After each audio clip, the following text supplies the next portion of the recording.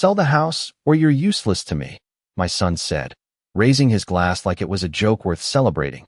And just like that, the room filled with laughter that didn't belong to me. I didn't move. I didn't speak.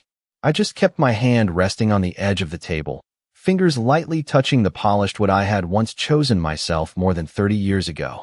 The chandelier above us cast a warm golden light over the dining room, the same light that had witnessed birthdays, Christmas dinners, and quiet Sunday mornings when my husband used to read the newspaper at this very table. But that night, the light felt colder somehow, like it had shifted sides. Daniel stood at the head of the table, his tailored suit fitting him perfectly, his posture confident, almost rehearsed. Around him sat people I had never seen before, men with expensive watches, women with sharp smiles and eyes that evaluated everything they saw, as if assigning it a price. Vanessa sat beside him, her posture elegant, her expression calm, but there was something in her eyes that I had learned to recognize over the years. Satisfaction. Not joy, not warmth, just quiet satisfaction. I picked up my wine glass, noticing how steady my hand appeared, even though something inside me had gone very still. It's just business, Mom, Daniel added, as if softening the blow, though his tone carried no softness at all. You wouldn't understand how things work at this level. A few of his friends nodded, amused, impressed, entertained. I wondered, briefly, when my son had started performing for strangers instead of speaking to his own mother. I set the glass down carefully. The sound it made against the table was small, almost invisible beneath the hum of conversation, but it was enough for me.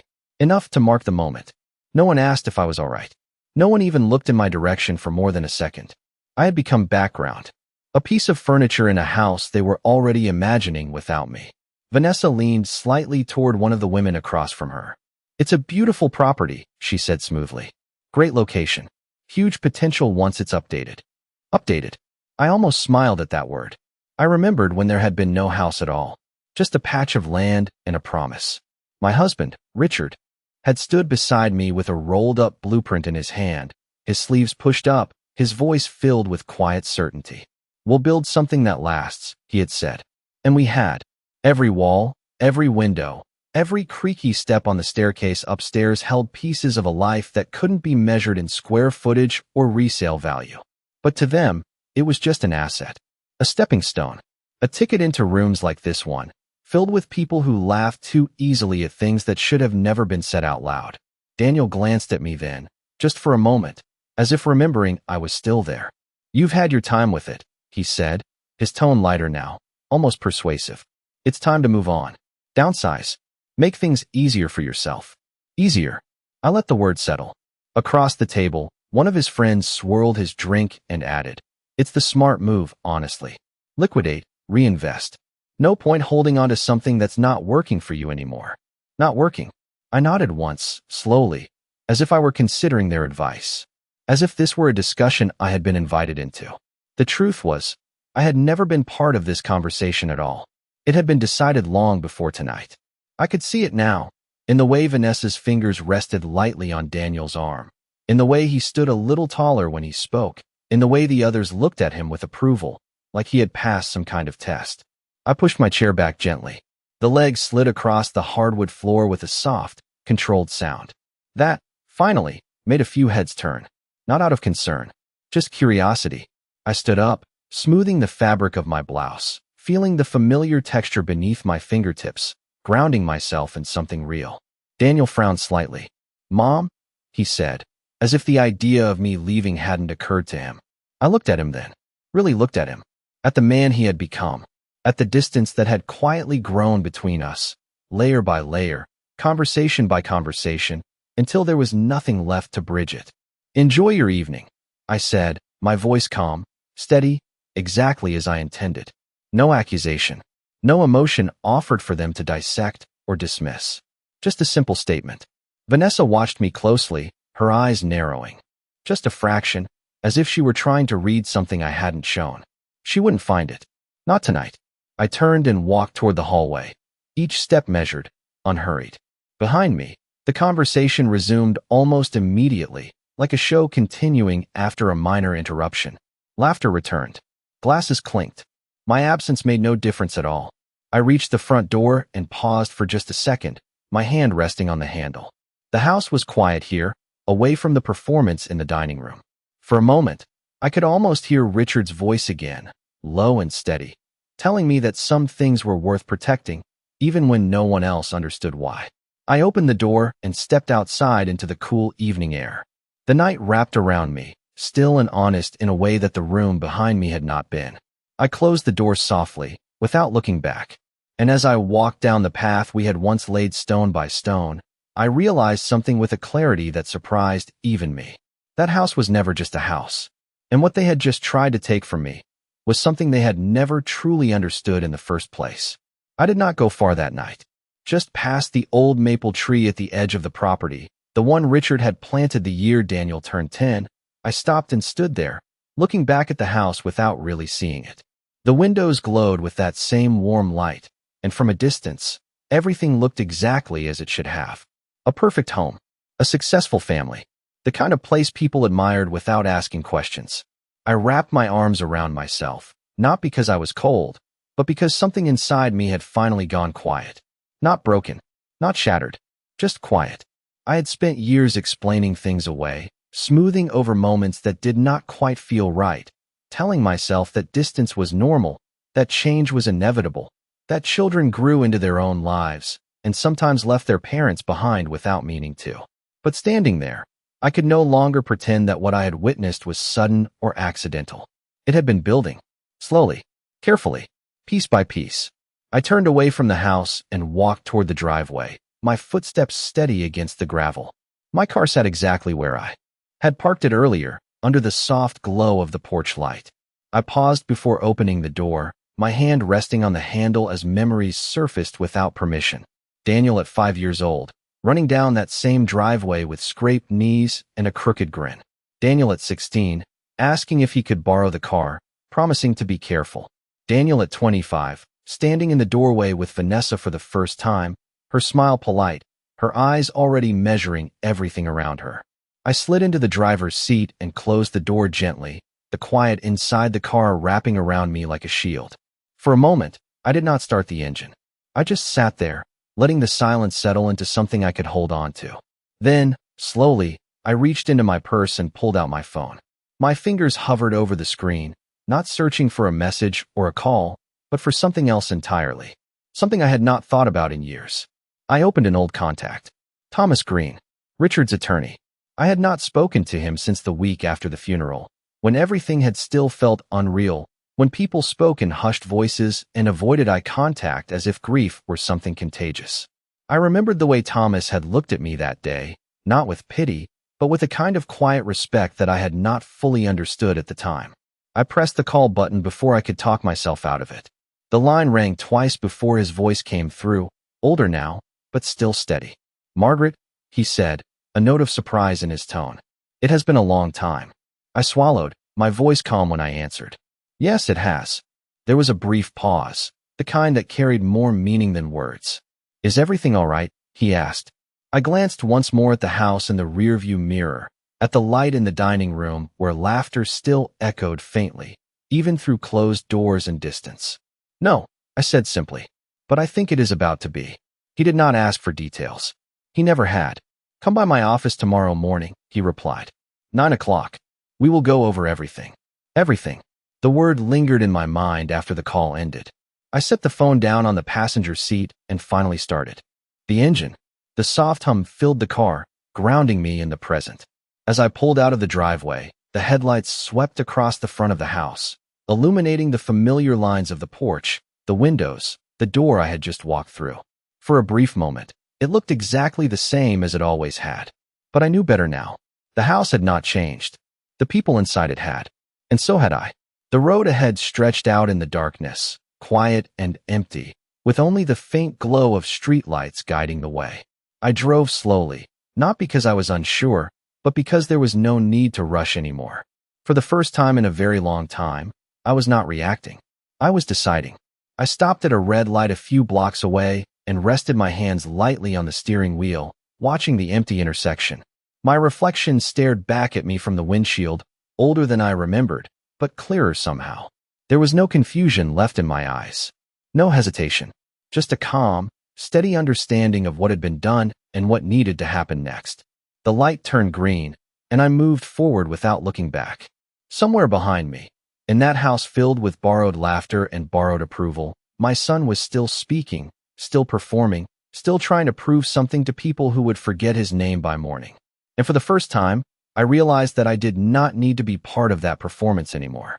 I did not need to explain myself, defend myself, or ask for a place at a table that had already been taken from me. I tightened my grip on the wheel just slightly, not out of anger, but out of certainty. They thought they understood what that house meant. They thought it was something they could take, sell, and turn into something else. But they had never asked the one question that actually mattered. Who did it truly belong to? And tomorrow morning, they were going to find out. The next morning arrived without hesitation, pale sunlight slipping through the curtains as if nothing had changed, as if the world had not quietly shifted its weight overnight. I woke before the alarm, already aware of where I was and what needed to be done, and for a moment I simply lay there, staring at the ceiling, listening to the silence of a house that no longer felt like it belonged to me in the same way. Not because it had been taken, but because I had finally seen it clearly. I moved slowly, deliberately, choosing my clothes with care, not out of vanity, but out of respect for the version of myself I had neglected for far too long. A navy blue blouse, pressed the night before, and a pair of slacks that still held their shape. I brushed my hair, noticing the silver strands more than usual, not as a sign of age, but as a record of time, of endurance, of everything that had brought me to this exact morning. In the kitchen, I made coffee the same way I always had, measuring the grounds, pouring the water, waiting for the quiet drip that used to accompany early conversations with Richard. I poured a cup and sat at the table, the same table where Daniel had once done his homework, where we had celebrated small victories and comforted each other through losses that now felt distant and strangely simple compared to what I understood now. I did not rush. I finished my coffee, rinsed the cup, and placed it carefully in the sink, as if maintaining order in small things mattered more than ever. At exactly 8:30, I picked up my keys and left the house, locking the door behind me with a steady hand. The drive to Thomas Green's office took just under 20 minutes, the roads familiar, the rhythm of traffic predictable, but everything felt sharper, more defined, as if I were seeing it all without the filter of assumption for the first time. His office building stood on a quiet street downtown, a structure of glass and stone that reflected the morning light with a calm, professional confidence. I parked, stepped out, and adjusted my jacket before walking inside. The receptionist greeted me with a polite smile, her tone warm but measured, and after confirming my name, she asked me to take a seat. I sat in the waiting area, hands folded neatly in my lap, watching the subtle movement of people coming and going, each one carrying their own stories, their own decisions, their own quiet turning points. At 9 o'clock sharp, Thomas appeared in the doorway, exactly as I remembered him, composed, attentive, his presence steady in a way that made everything around him feel more manageable. "Margaret," he said, offering a small nod, not overly formal, not overly familiar, just enough to acknowledge both history and respect. I followed him into his office, the space lined with books and framed certificates, everything in its place, everything intentional. He gestured for me to sit, and once I did, he closed the door gently behind him, sealing us into a room where things could be spoken plainly. "Tell me," he said, taking his seat across from me, his hands resting calmly on the desk. I did not rush into explanation. I did not dramatize. I simply described what had happened the night before, the words spoken, the tone, the intention behind them. I spoke of the conversations that had led up to it, the subtle shifts, the growing sense that decisions were being made without me, about me, as if I were no longer part of the equation. Thomas listened without interruption, his expression unchanged, but his eyes attentive, absorbing every detail. When I finished, the room fell into a brief silence, not uncomfortable, but necessary. He leaned back slightly, considering. "I am going to ask you a simple question," he said finally, "and I want you to answer it without hesitation. Whose name is on the deed of the house?" I met his gaze without flinching. "Mine," I said. He nodded once, as if confirming something he already suspected. "Good," he replied. "And the will?" I hesitated for just a fraction of a second, not because I did not know, but because I understood now why the question mattered. Richard left everything to me, I said. Thomas reached into a folder on his desk and pulled out a document, sliding it across to me with deliberate care. Not just everything, he said quietly. Everything with conditions. I looked down at the paper, the legal language precise, structured, undeniable. He pointed to a specific section. Your husband included a clause, he continued. Any attempt to pressure, coerce, or manipulate you into relinquishing ownership of the house automatically voids any future inheritance claims from the party involved. The words settled slowly, each one carrying weight far beyond its simplicity. I read the line again, my eyes tracing the exact phrasing, the intention behind it unmistakable. Richard had seen something, or perhaps he had simply understood people better than I ever allowed myself to. I looked up at Thomas, my voice steady. So if Daniel continues, I did not finish the sentence. I did not need to. Thomas gave a small, almost imperceptible nod. Then he risks losing everything, he said. There was no drama in his tone, no satisfaction, just fact. I leaned back in the chair, the document still in my hands, and for the first time since the night before, I allowed myself a quiet breath. Not of relief, not yet, but of clarity, the kind that changes everything. Because now, this was no longer about what they wanted. It was about what was true. And truth, I was beginning to understand, did not need to be raised. It only needed to be revealed. When I stepped out of Thomas Green's office, the world looked exactly the same, but I no longer saw it the way I had the day before. The same cars passed by, the same people walked along the sidewalk, the same distant hum of the city filled the air, but everything felt sharper, more defined, as if a layer of illusion had been quietly removed. I paused just outside the building, the document still fresh in my mind, every word of it settled into place with a clarity that left no room for doubt. Richard had not just protected me. He had anticipated this. That realization stayed with me as I walked toward my car, not as a comfort, but as a quiet reminder that I had not been as alone in this as I once believed. I sat in the driver's seat for a moment before starting the engine, my hands resting lightly on the wheel, and for the first time since that dinner, I allowed myself to revisit the past without turning away from what I now understood. The signs had always been there. Not loud, not obvious, but consistent. I thought about the first time Vanessa had commented on the house, years ago, her voice light, almost admiring. She had walked through the living room slowly, her fingertips grazing the furniture as if assessing quality, pausing at the windows to look out at the yard. It is a lot to maintain, she had said casually, her tone wrapped in concern, though her eyes had carried something else entirely. At the time, I had smiled, brushed it aside, told myself she was simply adjusting to a different way of living. I had wanted to believe that. It was easier.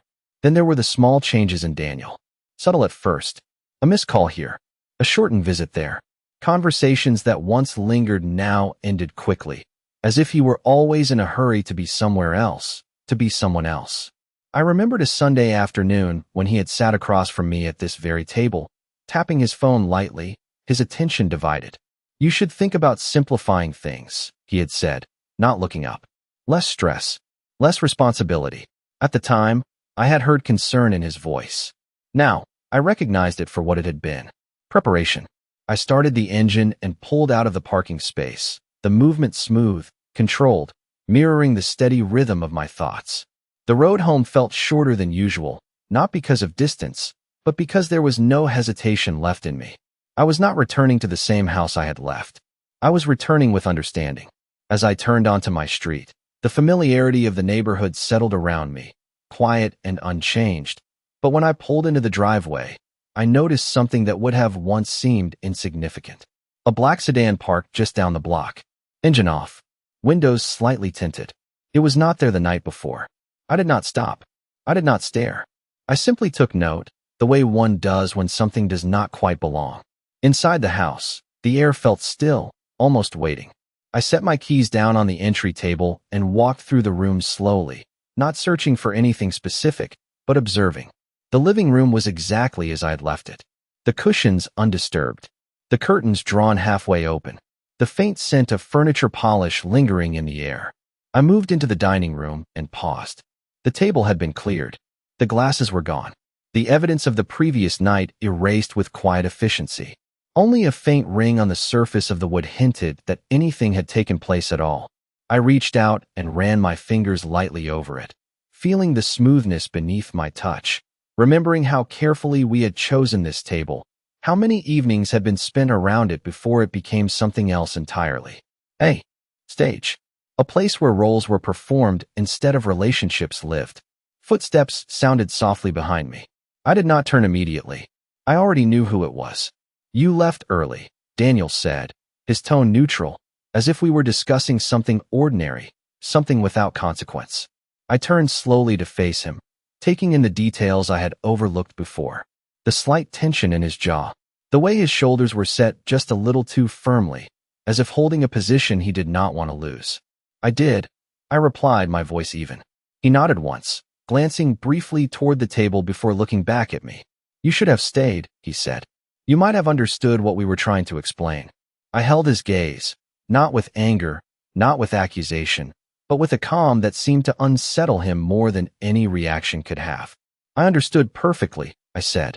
There was a pause then, small but noticeable, as if something had shifted just slightly off balance. Vanessa appeared in the doorway a moment later, her expression composed, her eyes moving quickly between us, assessing, calculating. "We were going to talk to you this morning," she said smoothly, stepping into the room. "About making things easier for everyone." Easier. The word again. I almost admired the consistency. I folded my hands lightly in front of me, not as a defensive gesture, but as a deliberate one, grounding myself in the moment. "That is thoughtful," I said. Vanessa smiled, but it did not reach her eyes. "We just want what is best," she added. I met her gaze then, allowing the silence to stretch just long enough to make the space between us feel different. Not uncertain, not uncomfortable, just changed. "So do I," I said quietly. And for the first time since they had begun this quiet campaign, I saw something flicker across both of their faces. Not confidence, not control, but the faintest trace of something else. Something they did not yet understand. And that, more than anything, told me I was exactly where I needed to be. I did not argue with them. I did not raise my voice or try to correct their version of reality. Instead, I nodded once, as if I were considering everything they had just said, and turned slightly toward the kitchen, letting the silence settle in a way they were not used to. Vanessa followed me with her eyes, her posture still composed, but I could feel her attention sharpen, the way it always did when she sensed something shifting beyond her control. Daniel remained where he stood, but his weight shifted subtly from one foot to the other, a small sign that something in this exchange was no longer unfolding the way he had expected. I poured myself a glass of water, taking my time, listening to the faint sound of it filling the glass, grounding myself in the simple act. "We have been thinking about timelines," Vanessa said from behind me, her voice smooth, practiced, the kind of tone that sounded reasonable even when it was not. "If we list the property within the next few weeks, we could position it very well in the market. There is a lot of demand right now." I turned back to face them, the glass cool in my hand, and took a small sip before setting it down. "That sounds like a detailed plan," I replied. "Not agreement. Not resistance. Just acknowledgement." Daniel exhaled slightly, as if relieved to hear something that resembled cooperation.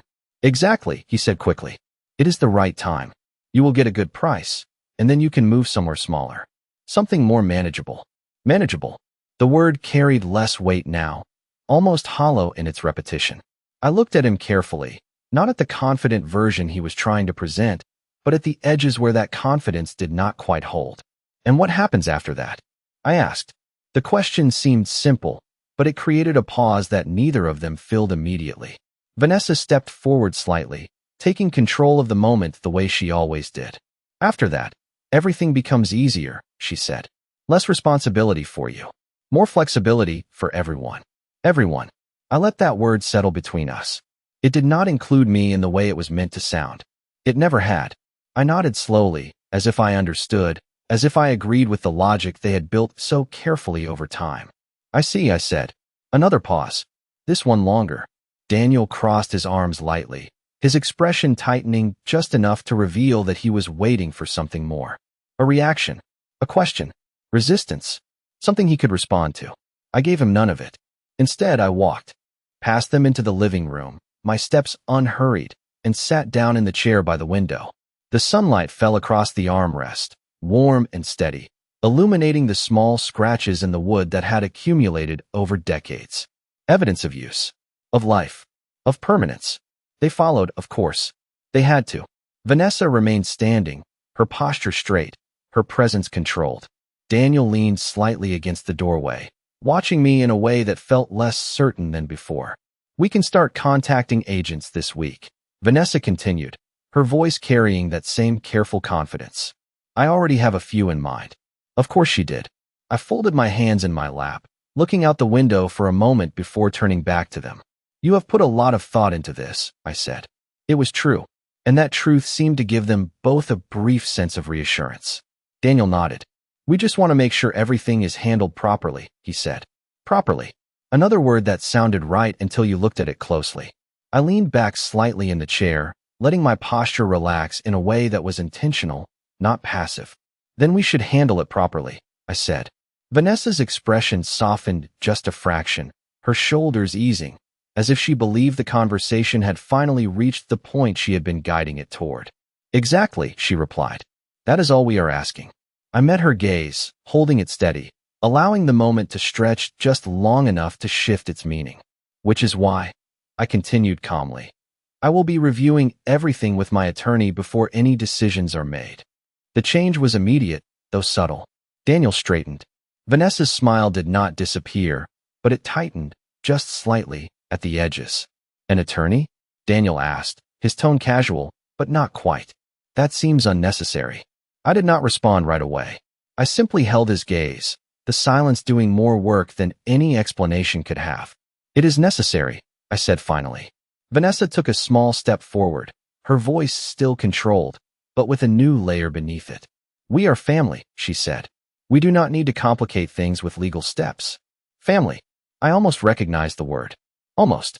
I tilted my head slightly, considering her carefully chosen argument. "Then there should be no concern," I replied. "If everything is as straightforward as you believe." The room grew quieter then, not because there was nothing left to say, but because something had shifted in a way neither of them had prepared for. Daniel glanced at Vanessa, just briefly, and in that small exchange, I saw it clearly for the first time. Not control, not certainty, but calculation meeting uncertainty. And uncertainty, I had learned, was where everything began to change. They did not argue further after that. Not immediately. Vanessa gave a small nod, the kind that suggested agreement without actually offering it, and Daniel exhaled through his nose as if he had decided to let the moment pass rather than challenge it head-on. But I could see it in their eyes. The shift had unsettled them, not because of what I had said, but because of how I had said it. Calm, certain, without asking for permission. The rest of the afternoon unfolded in a quiet that felt unfamiliar. Vanessa moved through the house with purpose, her phone in hand more often than not, her voice low when she spoke, stepping outside onto the back patio more than once as if the walls themselves might be listening. Daniel stayed closer, lingering in rooms where I was not, opening and closing drawers, checking things that did not need checking, creating movement where there was no real reason for it. It was the kind of behavior that filled space, not because there was something to do, but because there was something to avoid. I remained exactly where I chose to be, in the living room, in the kitchen, moving slowly, deliberately, touching things not out of nostalgia, but out of recognition. The framed photographs on the hallway wall. Richard standing with his arm around Daniel, both of them smiling into a summer that felt impossibly distant now. A smaller photo beneath it, Daniel holding a model airplane, his face lit with the kind of pride that only comes from something built with his own hands. I paused there longer than I expected, studying that younger version of him, searching for something familiar, something that still existed. But all I found was memory. By late afternoon, the tension in the house had settled into something quieter, more controlled, but no less present. Vanessa finally approached me again, this time with a folder in her hand. She held it carefully, like something important, something prepared. "I have gathered some preliminary information," she said, her tone smooth, almost reassuring. "Market comparisons, estimated values, potential timelines." She placed the folder on the coffee table in front of me, aligning it neatly with the edge as if presentation itself, might influence the outcome. I looked at it, but I did not reach for it. You have been busy, I said. She smiled slightly. I like to be prepared. I met her gaze, holding it just long enough to let her feel that I understood more than she wanted me to. So do I replied. The smile faltered, just for a second. Daniel stepped forward then, picking up the folder and opening it, flipping through the pages as if to reinforce its importance. It is all here, he said. Everything you need to see why this makes sense. He extended it toward me, but I did not take it. Instead, I stood slowly, the movement measured, and walked past him toward the hallway. I am sure it is thorough, I said, my voice steady behind me. But I will review it after I speak with my attorney. I did not need to turn around to know how that landed. I could feel it. The stillness. The pause. The recalculation. When I reached the hallway, I stopped briefly, my hand resting on the wall where the paint had been touched up more than once over the years. Evidence of time. Of care. Of things maintained, not replaced. Behind me, Vanessa's voice came again, softer now, more controlled. We are only trying to help, she said. I turned slightly, just enough to see them both, without fully facing them. I know, I replied. And that was the truth. They were trying to help. Themselves. The silence that followed was different from before. Not empty. Not uncertain. Just aware. They had expected resistance. Emotion. Perhaps even pleading. What they were facing instead was something they had not prepared for. Distance. Clarity. A refusal to participate in the version of events they had already written. I continued down the hallway, leaving them standing there with their folder, their plans, and their carefully constructed certainty. Upstairs, I entered the bedroom and closed the door quietly behind me. The room felt the same as it always had, but I did not sit on the bed or look at the photographs on the dresser. Instead, I walked to the window and looked out at the yard, the late afternoon light stretching across the grass in long, quiet lines. Somewhere beyond the fence, a car door closed. Voices carried faintly from a distance. Life continuing, unaffected. I rested my hand lightly against the glass, not for comfort, but for grounding. Tomorrow, things would move forward. Not in the direction they had planned, but in the direction they could no longer control. And for the first time, that thought did not feel heavy. It felt exact. That night, I did not sleep immediately. I sat in the chair by the window long after the house had gone quiet, long after the soft movements downstairs had faded into stillness. The darkness outside stretched across the yard, calm and undisturbed, but inside, something had shifted in a way that could not be undone. I was not replaying their words anymore. I was not searching for meaning or questioning intent. I understood now, completely. An understanding has a way of removing hesitation. Around midnight, I stood and walked to the dresser, opening the top drawer with a familiarity that came from years of habit. Inside, beneath neatly folded scarves and old letters I had not touched in a long time, was a small wooden box. It was not locked. It never had been. I lifted it carefully and carried it to the bed, sitting down slowly as I placed it in front of me. For a moment, I simply looked at it, my fingers resting lightly on the lid, feeling the grain of the wood beneath my skin. Richard had given it to me years ago, not as something decorative, but as something intentional. For the things that matter, he had said at the time, his voice steady, his eyes holding mine in a way that suggested more than the words themselves. I opened the box. Inside were documents. Not many, just enough. The original deed, copies of financial statements, letters written in Richard's handwriting, each one precise, deliberate, as if he had known they would be read again under different circumstances. I lifted one of the letters and unfolded it carefully, the paper soft with age but still intact. The words were simple, clear. There was no legal language, no complexity, just his voice, preserved in ink. He had written about the house, about what it represented, about the life we had built within its walls. And then, near the end, a line that settled into me with quiet certainty. Do not let anyone convince you that what we built can be measured by what it can be sold for. I read it twice, not because I needed to understand it, but because I wanted to feel it fully. When I placed the letter back into the box, I did so with care, aligning it exactly where it had been, not out of habit, but out of respect. I closed the lid and sat there for a moment longer, letting the silence return. Downstairs, a floorboard creaked softly. A door opened, then closed. The house was not asleep. It was waiting. In the morning, I woke early again, not out of restlessness, but out of readiness. I dressed with the same quiet precision as the day before, moving through each step without distraction. When I stepped into the hallway, I could hear voices in the kitchen. Low, controlled. I paused at the top of the stairs, not to listen intentionally, but because the tone itself carried something different. Vanessa's voice was sharper than usual, though still measured. "We cannot let this drag out," she was saying. Daniel responded, his voice lower, less certain than I had ever heard it. "She said she is talking to an attorney." A pause. Then Vanessa again, quieter now. "Then we need to stay ahead of it." I did not wait to hear more. I walked down the stairs at a steady pace, each step deliberate, letting them hear me before I entered the room. The conversation stopped immediately. Of course it did. Vanessa turned first, her expression already adjusted, composed, the edges smoothed over as if nothing had been said at all. Daniel followed, his posture straightening, his face settling into something that tried to resemble normal. "Good morning," I said, my voice even, as I moved toward the coffee maker. Vanessa smiled. "Good morning," she replied. Too quickly, too precisely. I poured myself a cup of coffee, the familiar routine grounding me once again, and turned to face them.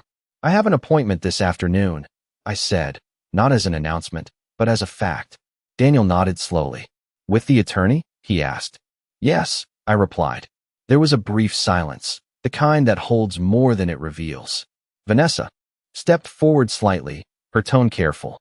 "We just want to make sure everything stays simple," she said. I met her gaze, holding it without effort. "It will," I answered. And I meant it, just not in the way they hoped. I took a sip of my coffee, setting the cup down with quiet precision, and reached for my keys. Neither of them tried to stop me. Not this time. Not yet.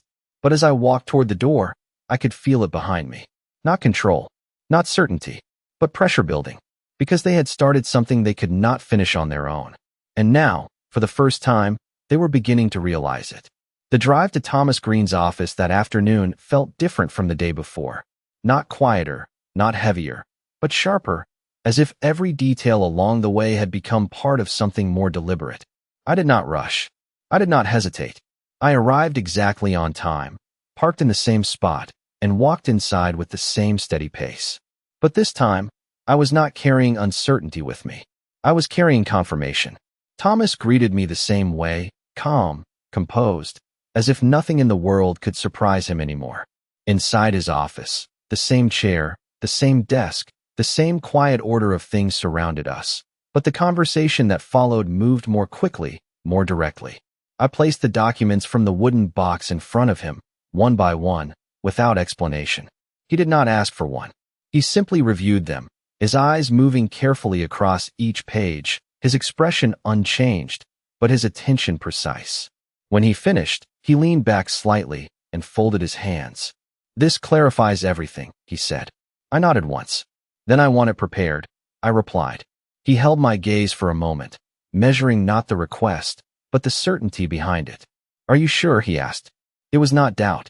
It was responsibility. I did not need to think about the answer. "Yes," I said. There was no hesitation in it. He gave a small nod and reached for his pen. "Then we will proceed accordingly." The rest of the meeting unfolded with quiet efficiency. Terms were outlined. Steps were confirmed. Documents were marked for revision. Nothing dramatic. Nothing raised. Just decisions being placed into structure. By the time I left his office, the air outside felt cooler, the lights softer as the afternoon began to shift toward evening. But inside me, there was no uncertainty left. Only direction. When I returned home, the house felt different again. Not because anything had physically changed, but because I no longer walked into it as someone waiting to see what would happen next.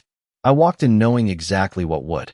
Daniel was in the living room, standing near the window, his phone in his hand, though he was not using it. He turned when he heard the door close, his expression alert, searching. "How did it go?" he asked. I set my keys down carefully, taking a moment before answering. "Productive," I said. The word was simple, but it did not give him what he was looking for. Vanessa appeared from the hallway a moment later, her steps measured, her posture composed, but her eyes sharper than before. "That is good," she said. "So we can move forward?" I looked at her, then at Daniel, letting the silence stretch just enough to shift the balance again. "Yes," I said. And for a brief second, I saw it. Relief. Daniel's shoulders eased. Vanessa's expression softened, just slightly. They believed the answer meant what they wanted it to mean. I walked past them into the dining room, the same room where everything had begun to reveal itself, and rested my hand lightly on the back of the chair I had sat in that night. We will move forward, I continued, my voice calm, steady, leaving no room for misinterpretation in tone, only in assumption. Vanessa stepped closer, her confidence returning, rebuilding itself in real time. That is exactly what we were hoping for, she said. I nodded once, acknowledging her words without confirming them. Good, I replied. Daniel followed us into the room, his movements more certain now, as if the tension of the past 2 days had finally found its resolution. Then we should start coordinating, he added. Agents, paperwork, timelines. I turned slightly toward him, meeting his gaze fully this time, not as a mother trying to understand her son, but as someone who had already understood everything that needed understanding. Everything has already been coordinated, I said. The room shifted again, not loudly, not visibly to someone who did not know where to look, but enough. Vanessa's smile held, but only just. Daniel's expression tightened. At the edges. What do you mean? He asked. I did not answer immediately. I simply looked at them both, letting the silence carry what words did not need to rush. Because for the first time, they were no longer guiding the conversation. They were waiting for it. And that was exactly where I needed them to be. The silence stretched just long enough to make them uncomfortable, and that was when I finally moved. Not quickly, not dramatically. I walked to the sideboard, opened the drawer, and took out a single envelope. It was plain, unmarked. Nothing about it suggested importance unless you understood what it contained. I turned back toward them, holding it lightly in my hand, and placed it on the table between us. Neither of them reached for it at first. They were watching me instead, waiting for an explanation that I did not rush to give. Go ahead, I said quietly. Daniel stepped forward, his movements slower now, less certain than they had been just moments before.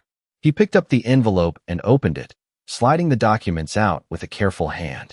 Vanessa moved closer beside him, her eyes scanning the pages as he read. I did not need to see their faces to know the exact moment it changed. It was in the stillness, the way the room seemed to hold its breath. Daniel's shoulders stiffened first. Vanessa's expression followed, her composure holding for a second longer before something behind it shifted. Not panic. Not yet. But recognition. What is this? Daniel asked, though the answer was already in front of him. I remained where I was, my hands resting lightly on the back of the chair, my posture relaxed in a way that required no effort. It is exactly what you asked for, I said. Everything handled properly. Vanessa reached for one of the pages, reading more carefully now, her lips pressing together as the meaning settled in. This does not make sense, she said, her voice controlled, but tighter than before. There must be some mistake. I tilted my head slightly, considering her words with a calm that did not match her urgency. There is no mistake, I replied. Daniel looked up at me then, really looked at me, as if trying to find something familiar in a situation that no longer followed his expectations. You put the house into a trust, he asked. I nodded once. Yes. The word was simple, but it carried everything they had not prepared for. Vanessa shook her head slightly, already recalculating, already searching for a way to regain control. That does not change anything, she said quickly. You can still sell it. I let the silence answer her first, letting the weight of what she did not yet understand settle into the space between us. Then, calmly, I spoke. No, I said. I cannot. Daniel's grip on the papers tightened.